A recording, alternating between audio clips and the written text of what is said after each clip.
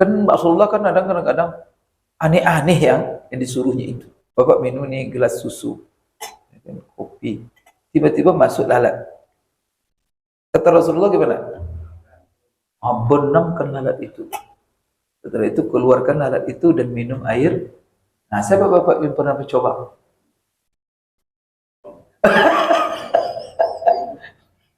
Pernah mencoba? La ilaha illallah. Kita buang air itu. Kata Rasulullah, Pak, perintah Rasulullah, yang dibuang itu setelah dibenamkan, buang lalat itu. Airnya orang barat kan, apa ini, jijik sekali ini Nabi orang Islam ini. Lalat makhluk yang jorok itu kok disuruh membenamkan. Itu ingat, langsung dibenamkan, setelah benamkan, nanti baru dibuang langsung airnya diminum.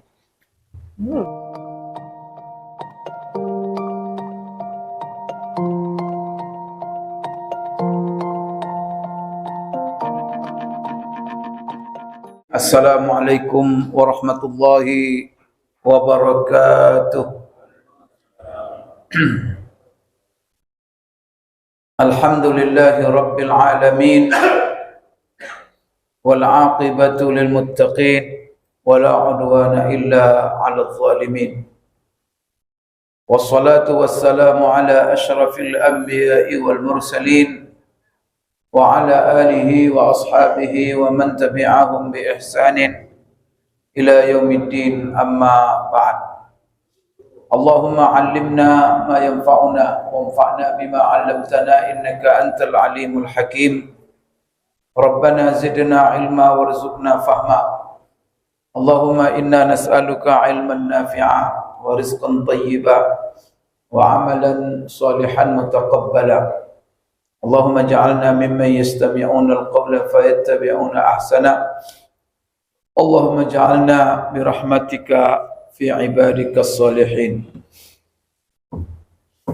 Bapak-bapak, ibu-ibu, kaum muslimin, kaum muslimat, jemaah salat maghrib yang dimuliakan Allah, alhamdulillah dengan izin Allah duduk kita bersama melanjutkan majelis ilmu kita, membaca, membahas hadis-hadis yang terdapat dalam kitab yang disusun oleh Imam Tirmizi, yang mana hadis ini khusus, hadis-hadis khusus tentang Asy-Syama'il Al-Muhammadiyah, artinya sifat-sifat agung Rasulullah sallallahu alaihi wasallam, baik yang berhubungan dengan fisik atau yang berhubungan dengan akhlak beliau yang sangat mulia.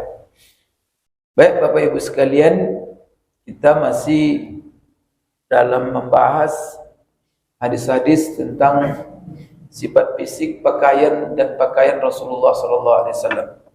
Kemarin kita bicara bab ma jaa fi khuffi Rasulillah sallallahu alaihi wasallam. Ini bab yang ke-10, yaitu di bawah ini adalah hadis-hadis tentang sepatu Rasulullah sallallahu alaihi wasallam. Dan maka di sini menunjukkan bahwa Bapak Ibu sekalian, Rasulullah dalam hidupnya punya sepatu dan memakai sepatu. Hadis yang pertama kemarin adalah dari Buraidah. Buraidah menceritakan bahwa Rasulullah pernah mendapat hadiah sepatu dari Raja Najasyi.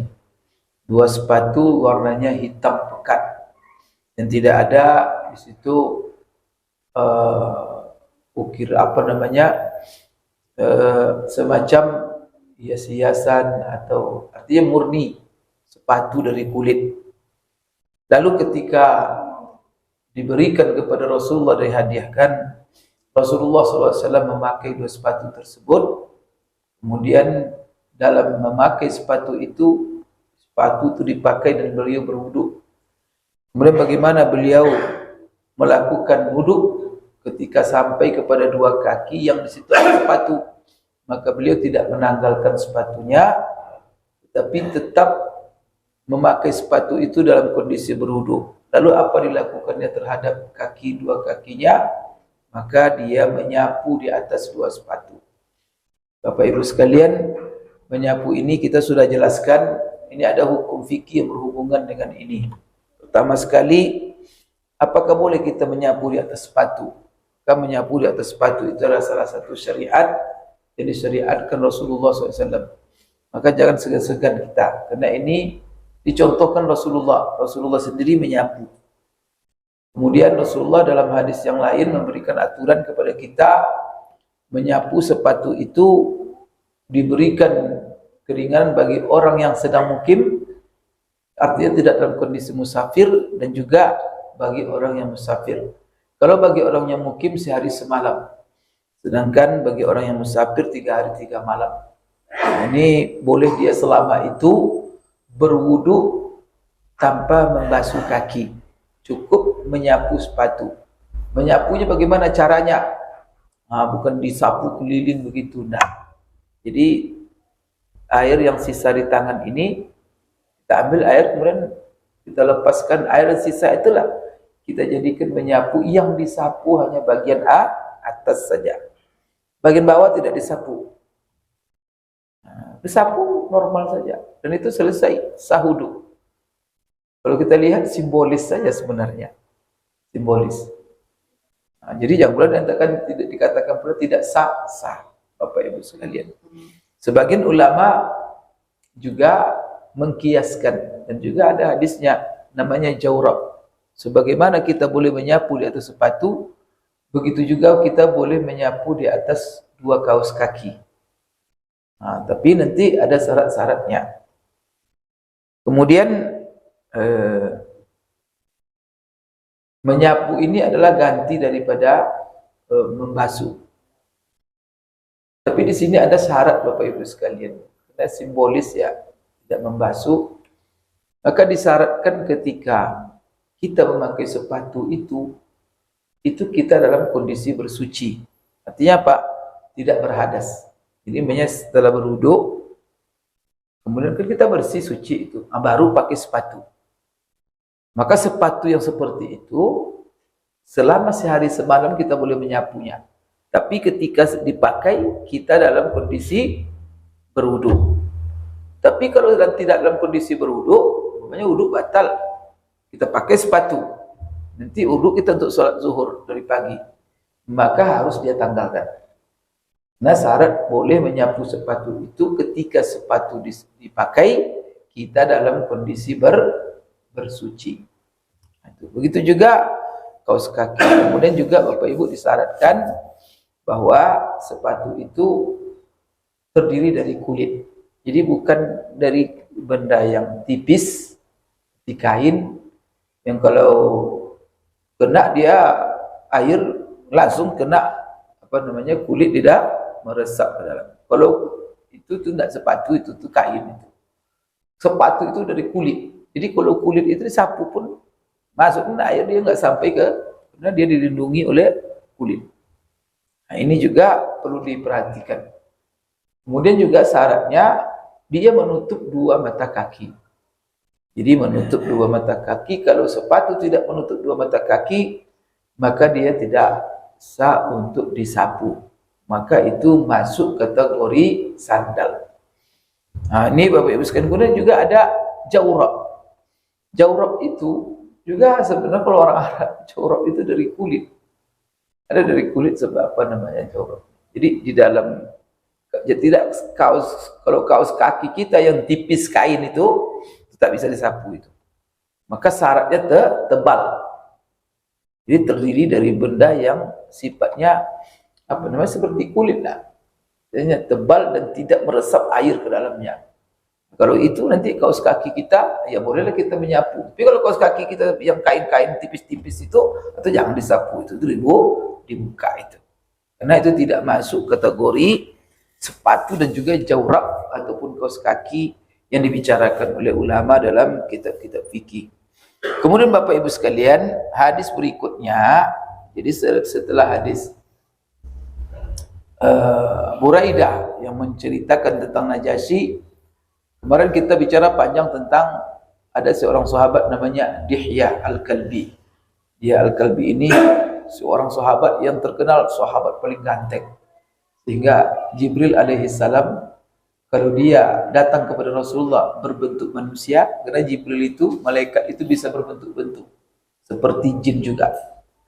Maka jin itu bisa berbentuk-bentuk Bapak Ibu sekalian. Kadang-kadang dia berbentuk orang, kadang-kadang dia berbentuk orang yang kita kenal. Ini mungkin jangan-jangan ada juga jin di sini kan? Orangnya tak ada, dia di rumah. Ada duduk di sini. Nah itu bisa banyak seperti itu. Maka coba dalam kisah Rasulullah SAW ketika dia mau hijrah. Sebelum itu orang-orang Quraisy rapat. Bagaimana ini membunuh Rasulullah SAW? Nah mereka takut. Mereka dengar isu-isu bahwa Rasulullah mau pindah. Kalau Rasulullah hijrah nanti, pasti dia nanti membangun kekuatan di tempat hijrah itu. Udah membangun kekuatan, maka kita akan diserang nanti katanya. Habis kita. Maka sebelum dia membangun kekuatan, kita habisi dulu. Adalah rapat mereka. Jadi dalam rapat itu ada jin setan hadir di situ. Tapi dia berbentuk seorang tokoh dari Bani Tamim. Di tokoh itu memang persis seperti dia. Sehingga orang tidak ada menyangka bahwa itu adalah jin. Padahal orang itu sendiri lagi di rumah dia. Tua, tidak bisa lagi. Ada di situ dia. Dan dia berbicara. Dan dia memuji pendapat Abu Jahal ketika itu. Oh, hebat sekali kamu. Artinya apa? Tipu daya kamu luar biasa. Kami pun tidak bisa membuat tipu daya seperti kamu. Kadang-kadang jin itu ada yang angkat tangan lihat manusia. Ada manusia membuat rencana membunuh apa. Geleng kepala setan itu. Hebat sekali kamu. Kadang setan pun berguru sama setan berguru sama dia. Astagfirullahaladzim. Mana membuat rencana CCTV apa segalanya kan. Wah, dibuat rekayasa, dibuat seni. Wah, pusing jin sendiri, pusing lihatnya. Manusia katanya. Astagfirullahaladzim. Allahu Akbar. Dan kita saksikan. Jadi dia yang mengusul. Kemudian juga jin berupa manusia. Ketika dia perang Uhud. Tapi jin-jin setan-setan itu jahat itu yang bermusuhan dengan Rasulullah. Maka ketika rencana itu, ini mantap rencananya. Ketika perang Uhud, juga ada jin itu. Jin yang berbentuk manusia dan dia berbentuk seorang tokoh. Seorang tokoh yaitu ketika sahabat meninggalkan tempat panah, turun mereka, kemudian orang Quraisy menyerang. Kemudian ketika itu sahabat kocar-kacir. Sampai Rasulullah SAW mencari tempat aman dulu untuk menyusun strategi baru, yaitu menuju ke atas bukit Uhud. Tetapi ketika sahabat kocar-kacir itu, ada setan yang muncul kayak manusia. Salah satu orang di orang Quraisy itu. Diumumkannya apa? Di sorak-soraknya. Muhammad sudah mati, Muhammad sudah mati, Muhammad sudah mati.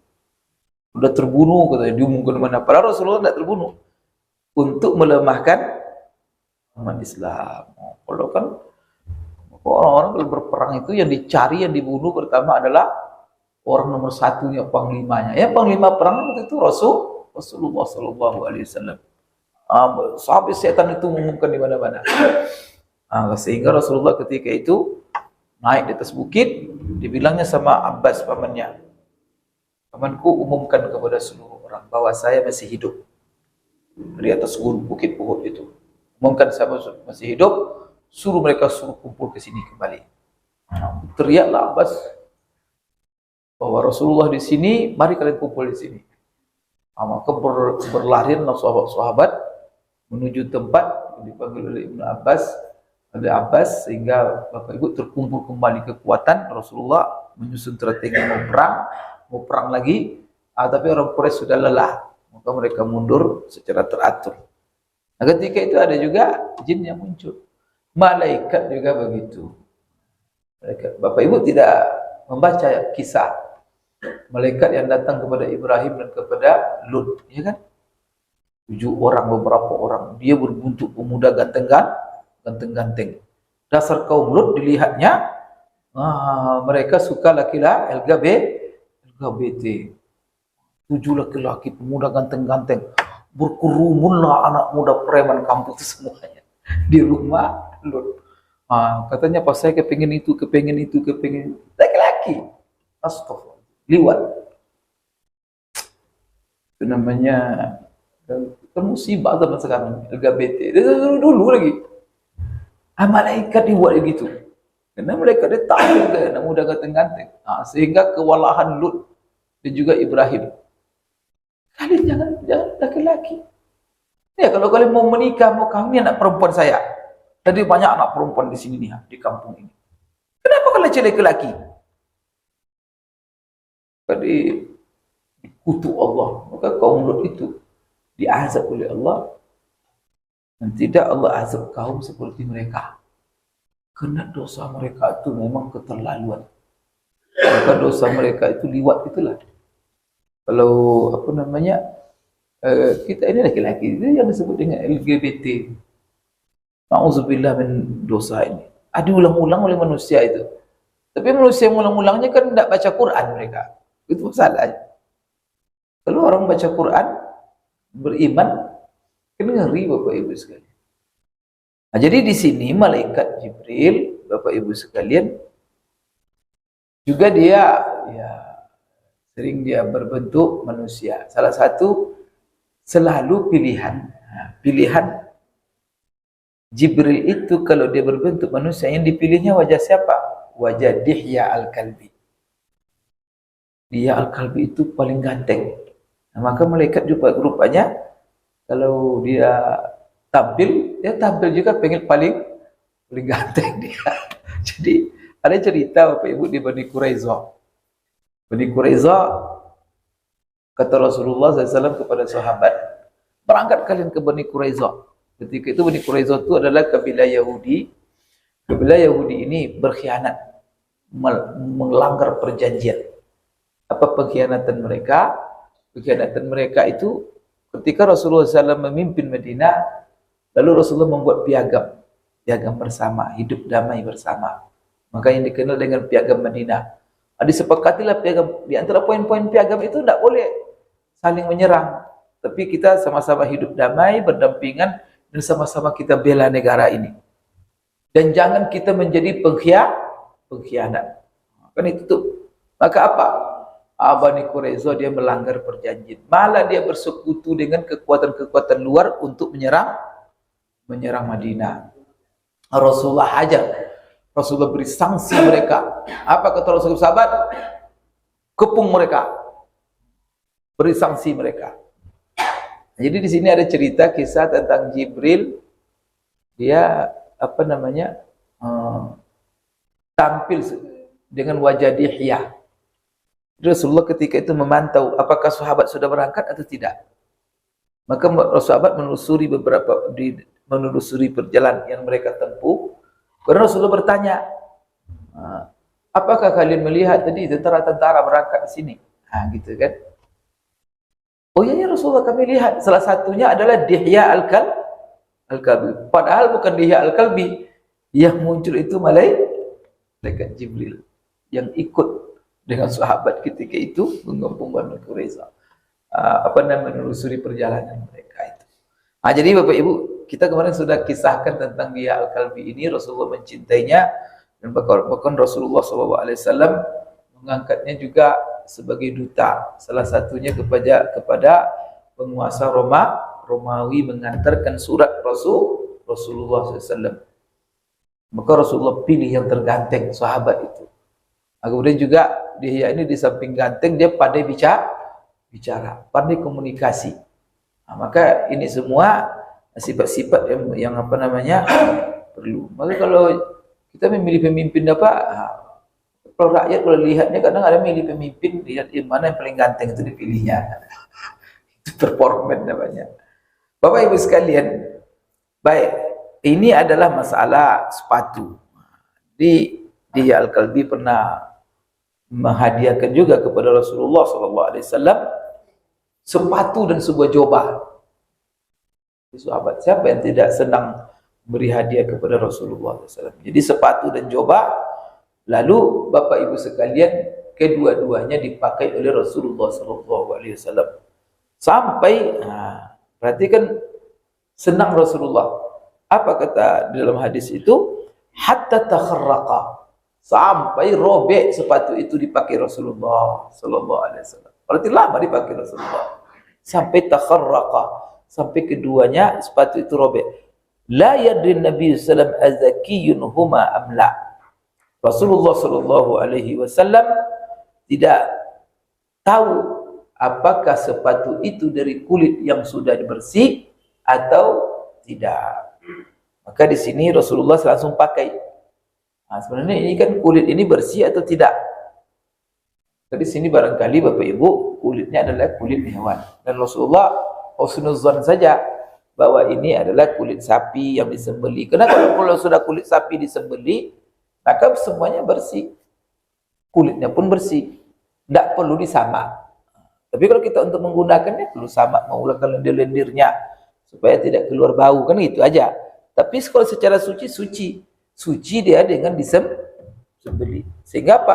Dimakan pun kulit itu tidak ada masalah. Maka banyak orang kita membuat kerupuk kulit. Seharusnya kulit buat sepatu, buat baju. Orang Indonesia kulit buat makan. Berarti kenapa? Fungsi apa namanya? Multifungsi. Kulit itu bisa dimakan, bisa dijadikan baju, bisa dijadikan tikar, bisa dijadikan karpet, macam-macam saja ada. Allahu Akbar. Gimana ya? Allah menciptakan sesuatu tapi multifungsi. Maka yang paling ajaib itu lagi apa? Onta. Bisa menjadi kendaraan, bisa bawa dia memiliki fungsi mobil. Dia memiliki fungsi truk. Tahu truk? Dulu tidak ada truk, maka truk dulu onta. Maka kalau orang berdagang, barang-barangnya di atas apa? Di atas onta.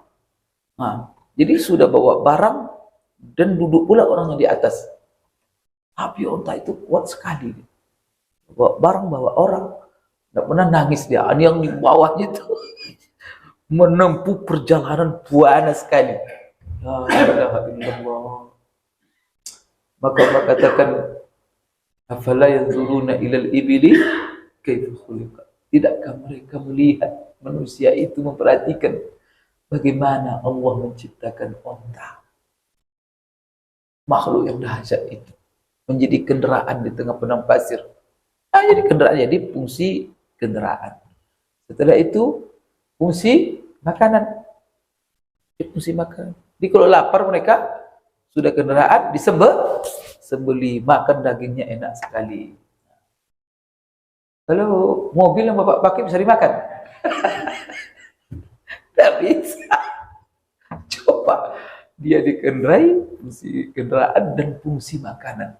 Kemudian ada pula fungsi minuman. Karena unta itu subhanallah dia menyimpan air dalam kulitnya. Maka kalau sudah kehausan, para sahabat dalam perjalanan itu kehausan.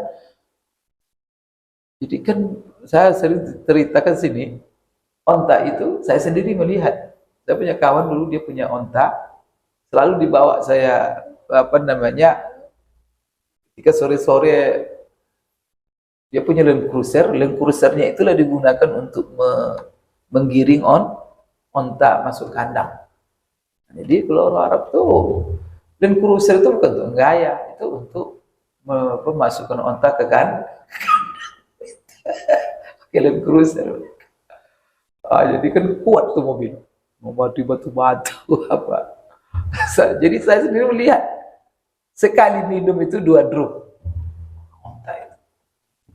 2 drum terus, nah, habis itu. Nah, yang herannya perutnya tak ada berbekas. 2 drum Pak. Coba Bapak minum 2 drum, udah meletus. Nah itu yang ajaibnya, di mana di sini? Gimana Allah menciptakan itu? Organ onta itu menyimpan 2 drum air. La ilaha illallah. Jadi kalau dia perjalanan itulah, maka dia kadang sebulan perjalanan tidak minum-minum. Drum tadi itulah. Nah, tapi bagaimana dia itu Allah menciptakan pula organ yang nariknya kan? Kalau haus langsung connect dia itu salurannya. Bisa Bapak menciptakan itu? Itu rumit itu.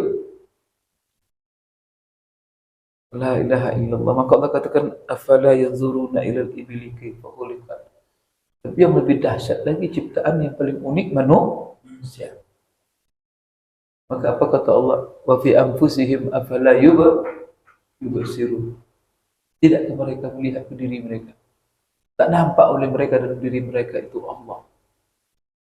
Begitu unik penciptaan diri mereka. Ini koneksi-koneksi organ-organ kita ini memang luar biasa Bapak Ibu. Sudah halus barang itu. Fungsinya dahsyat. Kemudian semuanya kok koneks. Bapak bisa untuk menyehatkan badan, koneksinya dari kaki. Maka namanya refleks. Itu kan dari urat kaki ada kepala. Kalau hidung sakit juga dari kaki. Bisa juga dari telinga. Ini telinga ini kenapa bentuk begini nih? Ini ada ini menggambarkan juga tubuh ini. Ada nanti arah kepala, ada arah apa. Maka kalau kita ingin memijit bagian apa, salah satunya telinga. Coba nanti orang-orang ahli tahu dia itu titik-titiknya. Belum lagi titik-titik di kepala, di punggung. Masya Allah. Tapi konek itu semua. Konek itu. Nah, kalau terputus koneksi itu mati kita. Terputus koneksi. Antara otak, hati. Antara mata dengan hati, pikiran. Masya Allah. Ajaib.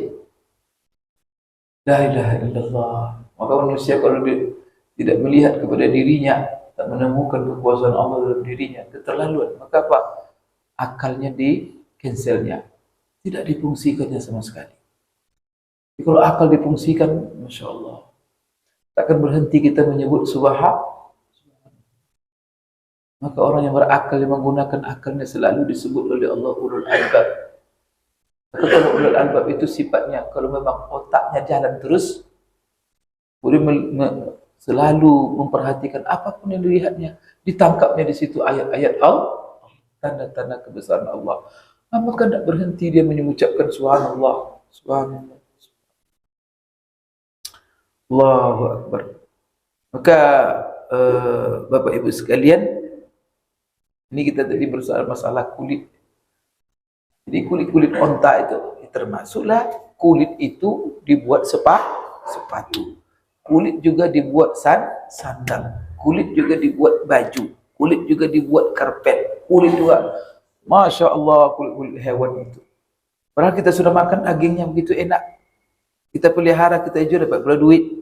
Nah, maka onta tadi itu kalau haus itu, mereka itu disembeli onta itu. Maka di sela-selanya menyimpan air, tempat-tempat simpan air itulah yang mereka minum. Nah, salah satu yang bisa diminum, air kencingnya. Maka air kencing onta itu bisa diminum. Maka Rasulullah SAW pernah orang mengeluh penyakit panas. Nah, maka Rasulullah kasih minum dia dengan kencing onta. Kenapa kencing onta? Jadi orang sekarang menemukan dia.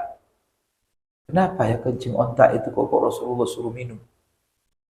Kan Rasulullah kan kadang-kadang aneh-aneh yang disuruhnya itu. Kadang-kadang tidak masuk akal kita. Ya, coba Bapak. Kira Bapak tidak ada pernah mempraktekkan. Kadang-kadang tidak masuk akal Bapak. Tapi kita yakin itu sunnah Rasulullah. Pernah Bapak kalau Bapak minum ini gelas susu, kopi, tiba-tiba masuk lalat. Kata Rasulullah gimana? Benamkan lalat itu. Setelah itu keluarkan lalat itu dan minum air. Nah, siapa Bapak yang pernah mencoba?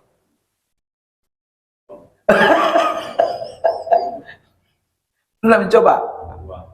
La ilaha illallah. Kita buang air itu. Kata Rasulullah, Pak, perintah Rasulullah, yang dibuang itu setelah dibenamkan, buang lalat itu. Airnya orang barat kan, Bapak Ibu, apa ini jijik sekali ini nabi orang Islam ini. Lalat makhluk Yang jorok itu kok disuruh membenamkan. Jadi sehingga langsung dibenamkan, sudah benamkan, nanti baru dibuang langsung airnya diminum. Ngeri itu. Tapi mereka penasaran. Maka mereka uji secara ilmiah. Setelah labor-labor dunia laboratorium canggih, bisa melihat macam-macam. Dulu mereka cemeh itu. Mereka hina. Setelah mereka periksa Bapak Ibu, mereka teliti tentang lalat itu. Ya Allah. Masuk Islam meneliti. Islam. Kenapa? Rupanya dia temukan lalat itu punya dua sayap. Satu sayapnya membawa kotoran, ulat-ulat bakteri itu. Dan lalat kalau singgah di makanan kita, coba ngeri kita. Tapi di satu sayapnya itu terapi pembunuh bakteri tadi. Dia ada racun yang membunuh bakteri itu. Ada obat, unsur obat di situ. Satu sayapnya jadi imbang. Jadi disuruh Rasulullah menenggelamkannya supaya unsur obatnya masuk, kemudian unsur bakterinya tidak efektif lagi. Sehingga apa? Bersih. Maka minum air itu. La ilaha illallah. Mereka baru tahu dengan labor alat canggih. Rasulullah di mana dia tahu? La ilaha illallah. Maka di sini Bapak Ibu sekalian, begitu juga apa namanya? Kencing onta ini. Kencing onta ini pertama terbukti. Ini salah satu yang tidak diekspos oleh orang barat, Pak. Tentang penelitian obat-obat yang luar biasa, terapi luar biasa, khusus di orang-orang yang hidup di padang pasir itu tentang onta itu. Onta itu dahsyat itu. Semuanya. Bahkan apa onta itu macam-macam. Onta itu juga dibawa untuk berburu oleh orang-orang Arab itu. Jadi kalau orang berburu berselindung di rumah onta, cari rusa. Di onta dia menembak. Kemudian juga onta itu unsur obatnya luar biasa. Salah satunya obat asma katanya. Obat asma itu paling canggih adalah tikar kulit onta. Maka orang Arab kalau dia punya penyakit asma akut, maka tikarnya kemana-mana tikar dari kulit onta. Karena itu luar biasa terapinya. Akhirnya kencingnya kenapa kok kencing onta kok? Rasulullah suruh minum kencing onta. Setelah diteliti mereka, baru kedapatan oleh mereka bahwa onta itu makhluk yang tak pernah makan haram. Maka semua makanannya haram. Dia kalau ada yang haram, tak mau dia makan. Dan dia tahan tidak makan, kalau kena yang haram dia makan. Maka yang dia makan bersih-bersih. Maka kalau semuanya bersih yang dikonsumsi, maka kencingnya pun, dan maka unsur herbalnya. Kemudian yang kedua, dia memakan, coba lihat, dia memakan rumput duri-duri. Maka coba kalau Bapak lihat di YouTube, onta makan. Itu rumput duri segini kunyah-kunyahnya. Dalam kaidah herbal itu, rumus herbal itu, herbal yang paling bagus itu tumbuh-tumbuhan yang berduri itu. Itu dimakannya itu. Artinya menjadi nanti saripati susunya, sampai kencingnya, daging-dagingnya. Itu Bapak Ibu sekalian. Jadi dia antara kulitnya kalau sudah disembelih maka bersih. Kalau dijadikan sepatu tidak ada masalah.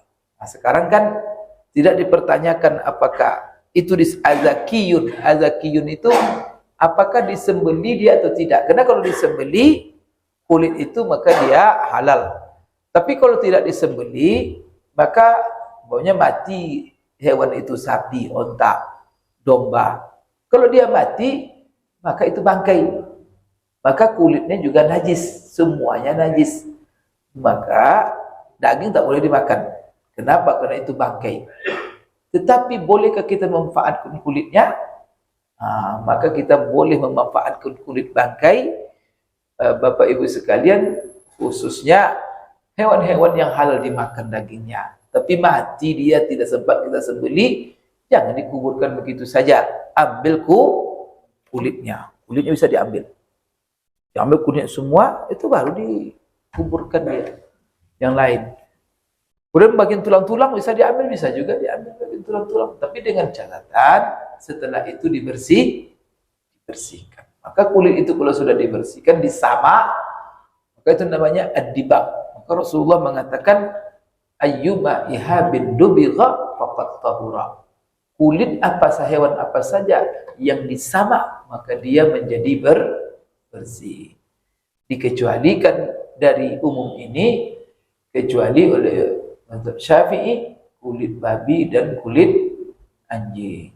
Kalau yang dua itu tak boleh. Yang lain bisa, kulit biawak, kulit apa. Nah, jadi di sini yang dijadikan adalah kulit, barangkali ini kulit hewan, tapi tidak tahu disembelih atau tidak. Berarti dari kulit sapi barangkali, atau dari kulit unta sepatu Rasulullah SAW. Tapi dia tidak bertanya lagi, apakah ya, maka kita di sini kalau sudah jadi sepatu, Bapak Ibu tak perlu ditanya lagi kalau kulit itu kulit sapi. Kalaupun umpamanya disembelih atau tidak, kalau disembelih aman. Kalau tidak disembelih, karena prosesnya menjadi sepatu itu pasti melalui proses pembersihan. Apalagi uji cobanya itu apa? Dicium aja. Kalau seandainya baunya sudah sedap, tapi kalau baunya masih bau, barangkali itu nanti dicurigai. Apakah dibersihkan atau tidak? Tapi rata-rata Bapak Ibu, kalau orang buat sepatu dari kulit kotor, akan ada orang yang beli, pasti itu sudah bersih. Nah, jadi di sini Rasulullah tidak tanya lagi apakah dia itu disembelih atau tidak. Baik Bapak Ibu sekalian, selesai kita di dalam masalah bab sepatu Rasulullah SAW. Kemudian di situ tadi ada juga satu pelajaran, hatta takharraqa. Berarti di sini tidak ada masalah memakai sepatu sampai robek. Jadi kan kalau robek pun sepatu kita kalau saya pakai tak ada masalah.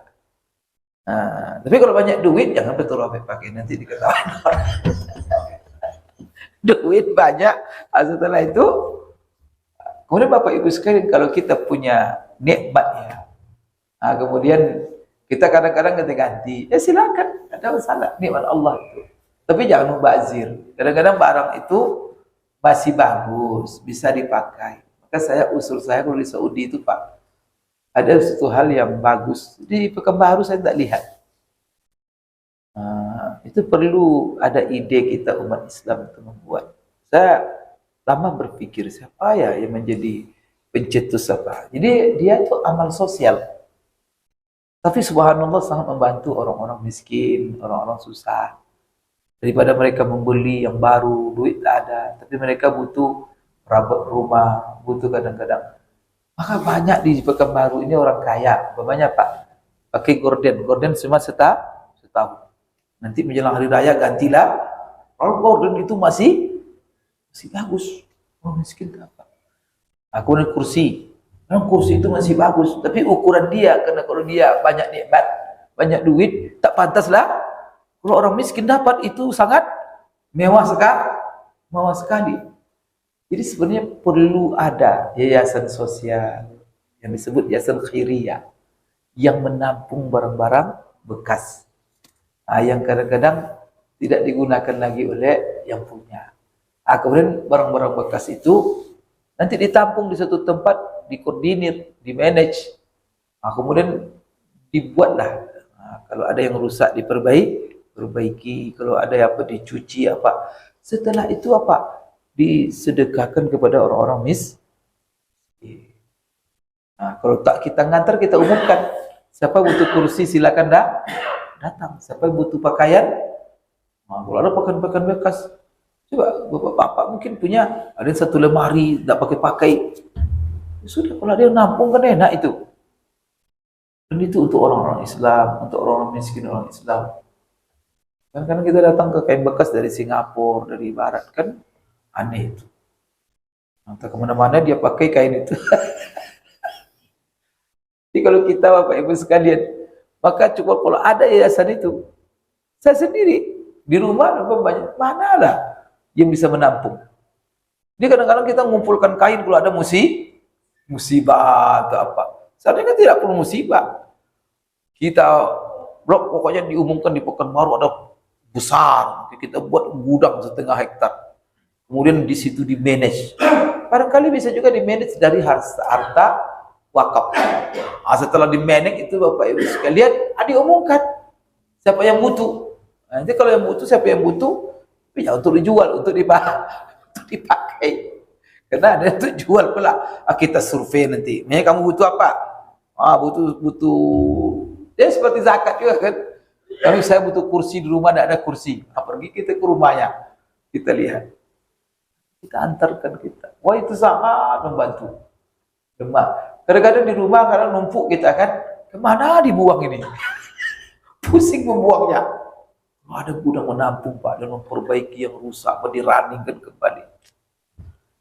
Bantu umat. Termasuk itu wa ta'awanu 'alal birri wat taqwa. Saling tolong menolong. Nah, ada yang susah tak bisa, tapi dia butuh. Kalau ada, saya di Saudi, di setiap kota itu ada, namanya muassasah khairiyah. Kami dulu mahasiswa, saya dulu mahasiswa kan, baru mahasiswa hidup cuma dengan beasiswa. Kita bawa keluarga, kita dikasih rumah. Ini perabot rumah, 1.500 mahal Pak. Tak makan anak nanti, makan istri. Kalau dibeli perabot. Maka Pak, ada di situ kita kursi bagus-bagus. Karena datang jemaah haji ke rumah, wih, mewah-mewah sekali kamu mahasiswa. Dia nggak tahu itu kursi bekas. Tapi dia masih running. Dan terpantu rak-rak, lemari. Nah, ini kalau ada Bapak Ibu sekalian dasar begini kan bagus sekali. Jadi di sini Rasulullah SAW memakai sepatu itu sampai sepatu itu robek. Robek. Tapi Rasulullah pakai juga. Kalau dulu maklumlah, karena sepatu susah, ya. Kulit susah, pakaian susah. Maka pakaian jangan panjang-panjang, maka jangan isbal. Disingkat pakaian itu sampai tengah betis. Karena pakaian susah. Dulu kalau orang-orang sombong, menyombongkan diri, pakaiannya sampai ke tanah. Itu simbol bahwa dia hidup melihat pakaiannya. Tapi kalau pakaian yang gantung itu orang miskin. Tapi Bapak Ibu, itu sunnah Rasulullah SAW. Itu kan namanya hikmahnya. Kenapa tidak boleh isbat dua mata kaki? Salah satunya sombong. Karena itu simbol sombong. Memang orang Arab dulu untuk menyombongkan diri dengan mengurai pakaian karena pakaiannya susah. Dia berlebih-lebihan. Apakah Rasulullah larang kita? Kemudian aspek kedua, kenapa tidak boleh isbal? Kita ini kan mengkaji ini. Maka salah satu hikmahnya untuk menjaga kebersihan. Kenapa? Karena Bapak Ibu sekalian, kadang-kadang kita kan duduk, kita berjalan, nanti ada najis, ya kan? Nanti singgah, itu di bawah. Begitu juga, tapi kalau untuk kalau untuk kebersihan, pakaian kita ini sebenarnya kalau kita sampai ke tanah, seperti ibu-ibu. Kalau ibu-ibu tidak disuruh dia isbal, mengangkatkan, malah disuruh dia isbal pakaiannya. Kadang-kadang sampai menyentuh tanah. Tapi kata Rasulullah apa? Kalau sempat dia menyentuh tanah pakaian perempuan, bagaimana bersihnya? Maka bersihnya dia dengan menyentuh tanah yang bersih. Jadi di situ najis, nanti terus siapa? Maka dia menjadi bisa apa yang membersihkannya? Tanah itu sendiri. Itu begitu tuh hukumnya. Baik Bapak Ibu sekalian, azan ya, azan dulu. Nanti kita baca hadis pertama tentang sandal Rasulullah. Baik Bapak Ibu sekalian, kita masuk dalam masalah babu majaa fi na'li Rasulillah sallallahu alaihi wasallam. Berarti kalau sepatu bahasa Arabnya tadi khuf. Tapi kalau na'al itu sandal. Berarti Rasulullah punya sepatu, punya sandal. Pakai sepatu juga pakai sandal. Jadi yang disebut na'al itu adalah seluruh yang menjaga kaki. Jadi dipakai ini untuk menjaga kaki kita dari hal-hal yang menyakiti, dari hal-hal yang berbahaya. Nah Bapak Ibu, salah satu dia perintah Allah kepada kita dalam rangka mensyukuri nikmat yang diberikannya kepada kita dijaga. Maka jangan dihadapkan nikmat-nikmat Allah itu kepada hal yang bahaya. Maka mata kita hindari dari yang bahaya. Telinga, badan ini. Maka kalau ada orang menghadapkan jiwanya kepada bahaya, yang tidak ada di situ darurat dan kehajat, maka itu sama bunuh diri. Maka anak-anak yang ngebut pakai motor sampai di kota, pusing sini, menyalip sini, nyalip sana, ada itu tabrak mati atau bunuh diri itu. Kita apa? Pemerintah umumnya membuat aturan lalu lintas itu demi menjaga keselamatan. Kenapa? Karena manusia sendiri secara fitrah pengen selamat. Dan Allah untuk selamat itu perintah Allah. Karena Allah memberikan nikmat. Dan nikmat itu jangan kalian sembarangan. Maka bunuh diri itu dosa besar. Neraka jahanam tempatnya. Karena diri itu nikmat Allah. Yang melukai diri sendiri secara sengaja itu dosa besar. Maka sebaliknya apa? Di antara pahala yang kita dapatkan menjaga diri. Kalau kita jaga diri ini, kita pelihara, dapat pahala kita. Tapi dengan syarat kita orang beriman. Dan kita pelihara untuk kepentingan, semuanya kepentingan adalah lillah. Lillah itu untuk Allah. Nanti kita jaga kesehatan supaya sholat kita bisa khusyuk. Kita jaga kesehatan supaya kita bisa bekerja secara prima. Karena kita membawa amanah bekerja itu. Kemudian supaya kita bisa apa? Mencari nafkah, sehat. So, kalau sakit kita tidak jaga kesehatan kita, sakit kita. Siapa yang ngasih makan anak atau istri? Maka menjaga itu semuanya itu sarana, konsekuensi demi untuk menjaga dan melaksanakan perintah-perintah Allah Subhanahu wa taala. Maka salah satu yang perlu dijaga adalah kaki. Kaki ini bahaya sekali. Maka kaki ini perlu dijaga Bapak Ibu. Sehingga kata dokter, kalau ingin melihat kesehatan seseorang, lihat kakinya. Orang yang menjaga kakinya, sehat badannya semua. Kaki itu, maka kenapa maraton Pak? Kesehatan kaki. Karena kalau kaki kuat, tapi kalau kaki lemah, saudara mati, udah tumbang goyang semua. Kalau sudah asam urat, kemudian kalau sudah luka, kena gula, ayat. Maka salah satu ya, seluruh yang afdal kita berjalan kaki dalam melaksanakan ibadah. Kata ulama, itu untuk kesehatan kaki. Salah satunya apa? Ke masjid itu afdalnya jalan kaki. Maka apa? Setiap langkah itu berpahala. Bayangkan itu. Dalam hadis yang sahih Rasulullah mengatakan, tidak ada orang bersuci dari rumahnya menyempurnakan wudhu. Lalu dia keluar ke masjid, kecuali setiap langkah itu 3 dia dapatkan. Allah berikan satu pahala, Allah hapuskan satu dosa, Allah naikkan dia untuk dia 1 derajat. Bayangkan itu. Kenapa Allah berikan ganjaran? Ganjaran itu Pak ya sebenarnya itu ya, itu kan pahala di sisi Allah. Tapi kalau itu sudah beri pahala, pasti ada manfaatnya untuk hidup kita. Berarti untuk kesehatan luar biasa. Sekarang coba semua orang jalan kaki. Orang kaya, duit banyak, punya pesawat, tetap juga jalan kaki. Sekarang dia punya pesawat Pak, pagi-pagi jalan kaki, tidak pakai sandal lagi. La ilaha illallah, orang gila.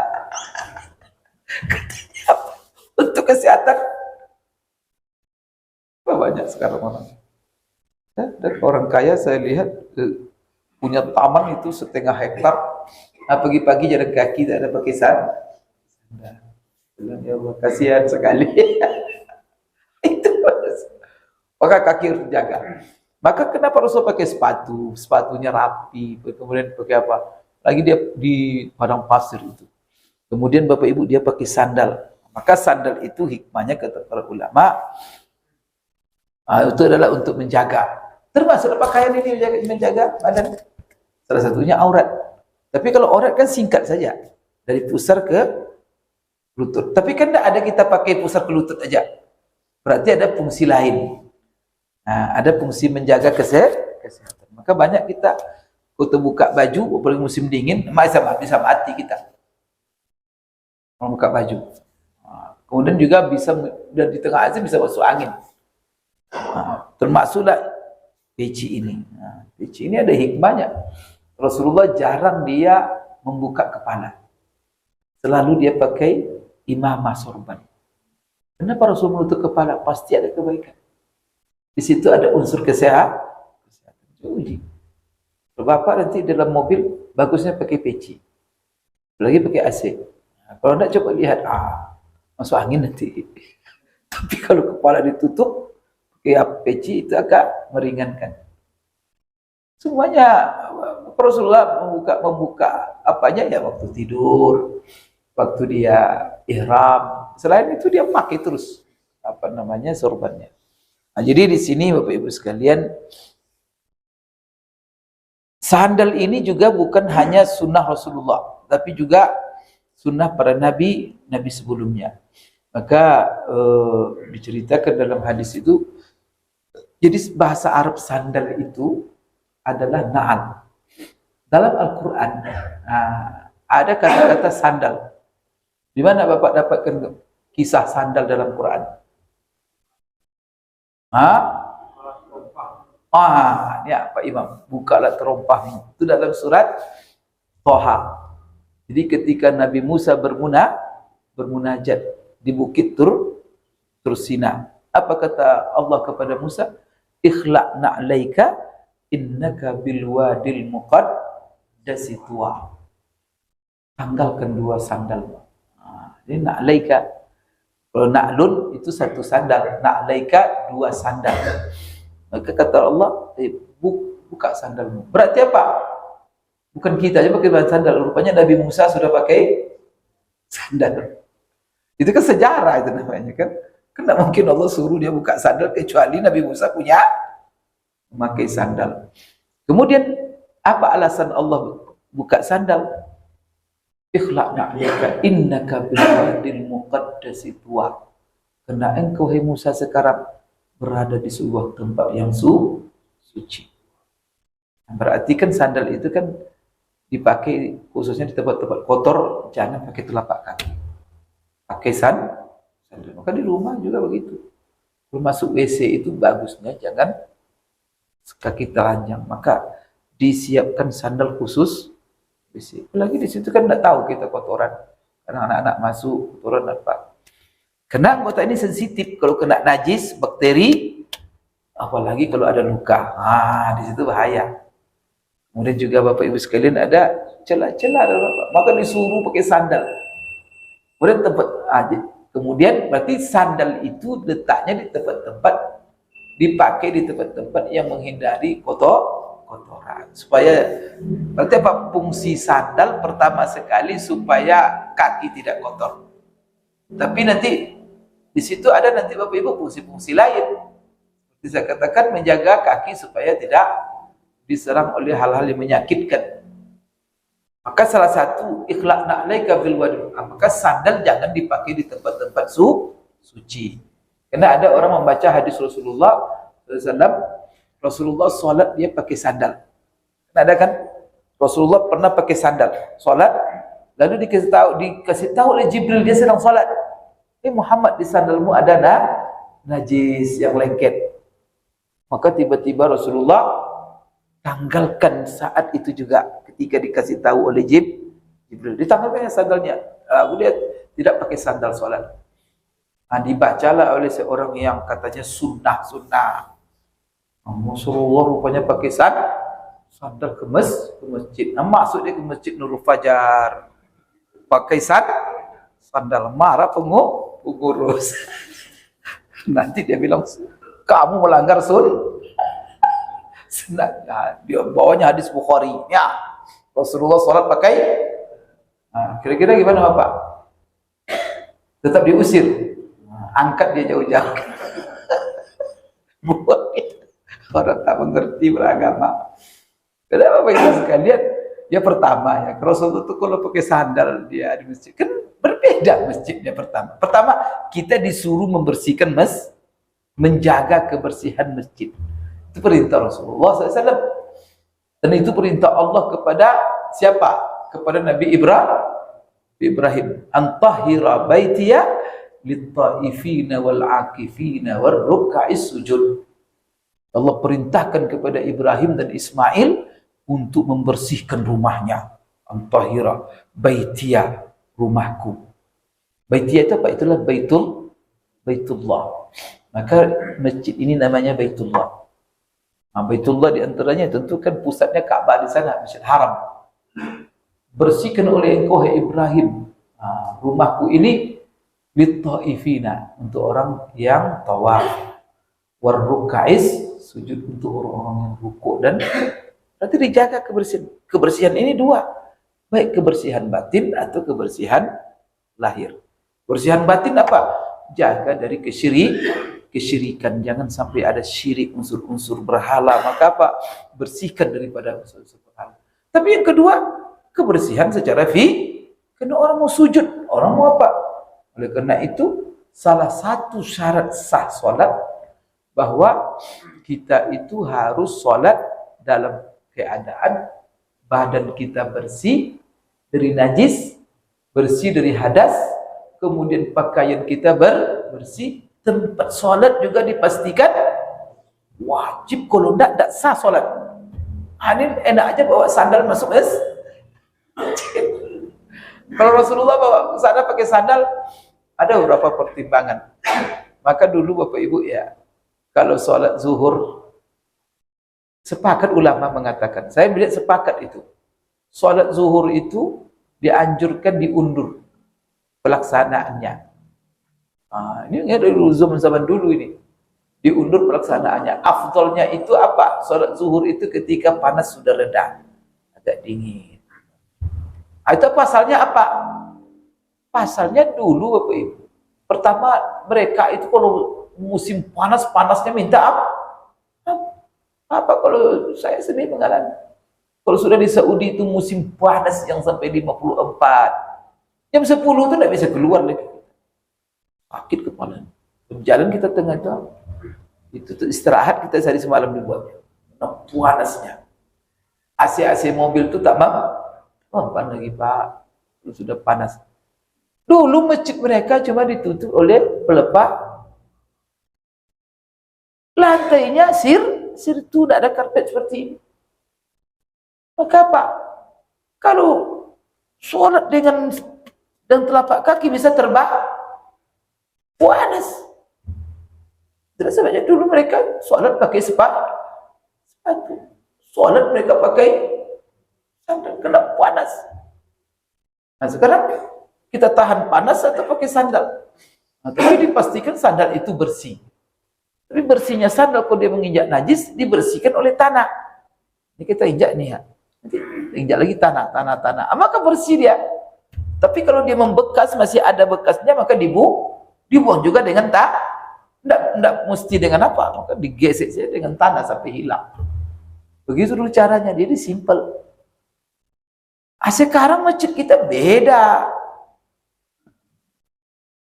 Saya melihat di Masjid Nabawi, ada orang bawa sepatu, dia masuk, diusir orang sama-sama. Katanya sunnah Rasul. Tidak mengerti. Tidak bisa. Bapak Ibu nasuh sunnah begitu saja. Dan itu memang hadis-hadis itu Rasul pakai sepatu, Rasul pakai sandal dalam sholatnya. Jadi di sini Bapak Ibu sekalian, sandal Rasulullah SAW, hadis yang pertama menjelaskan ini, yaitu hadis dari Qatadah dan dari Anas bin Malik. Di Qatadah mendengar dari Anas bin Malik. Qatadah pernah bertanya kepada Anas, karena Anas ini selalu dengan Rasulullah SAW. Dia bertanya, kaifa kana na'lu Rasulillah sallallahu alaihi wasallam.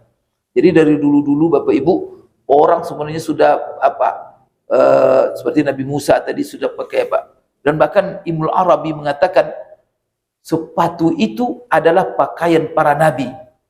Pakaian para nabi dan para rasul katanya. Ada sahabat kemana-mana itu dia bawa sandal. Ada seperti Ibnu Mas'ud diriwayatkan dari dia, istaksiru minan, dalam hadis Jabir inda Muslim.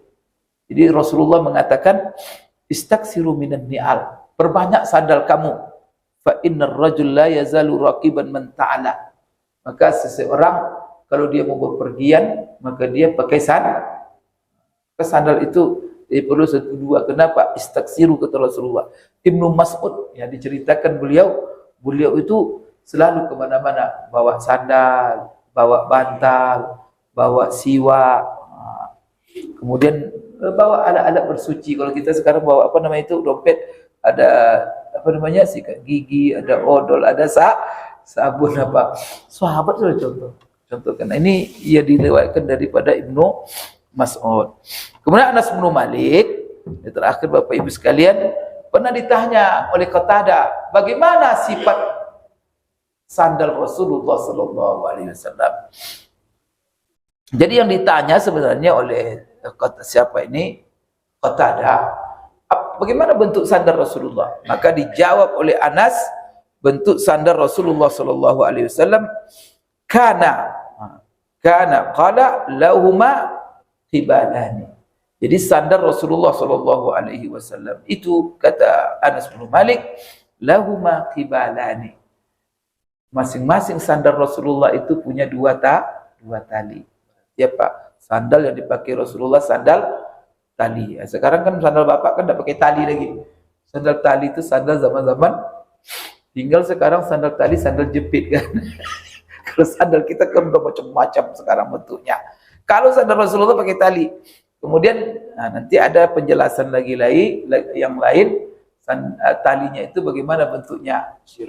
Sekarang Bapak Ibu, dalam hadis ini cukup kita menjelaskan hadis yang pertama tentang sifat sandal Rasulullah, bahwa sandal beliau itu masing-masing punya dua tali yang menjepit antara, nanti dia dijepit oleh seperti sandal kita. Tapi ada Bapak Ibu, ini kan jempol di kaki.